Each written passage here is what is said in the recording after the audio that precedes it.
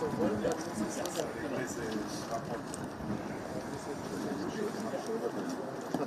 Aber nur die Rechte.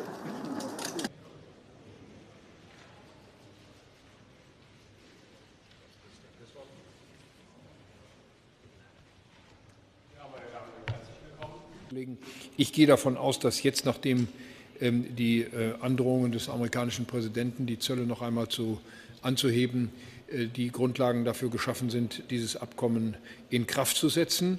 Es darf allerdings jetzt nicht erneut in Zweifel gezogen werden von der amerikanischen Seite, dass sie zu ihren Zusagen aus dem letzten Sommer steht.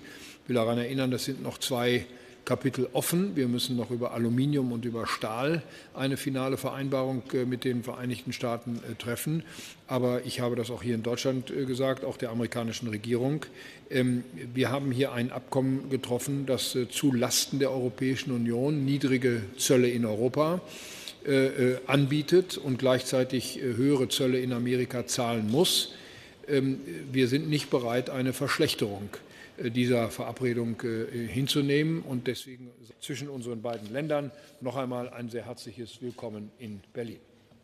Diese Unsicherheit über die Zölle belastet ja nicht nur den transatlantischen Handel, sie belastet auch Investitionen in Amerika.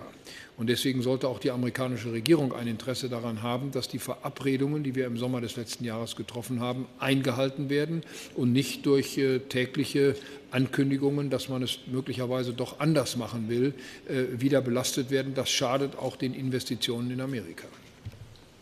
General al NATO a afirmat că Europa nu se poate apăra fără Statele Unite. Aș vrea să vă întreb cum. Und wir wissen, dass wir ein gemeinsames Interesse daran haben, die Ostflanke der NATO auch im Süden des NATO-Gebietes besser zu schützen.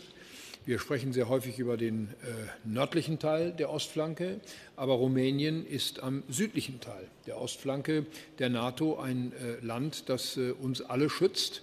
Und diese südliche Ostflanke der NATO muss eben in Zukunft auch besser geschützt werden. Deswegen beteiligen wir uns ja bereits an Air Policing, beteiligen wir uns auch an der Luftraumüberwachung und dem Schutz des Luftraums über Rumänien durch deutsche Eurofighter. Ich habe darauf eben hingewiesen.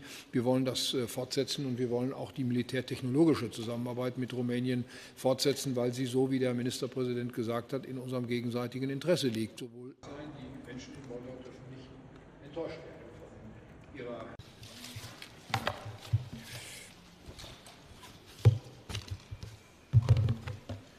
Thank you. It was a pleasure.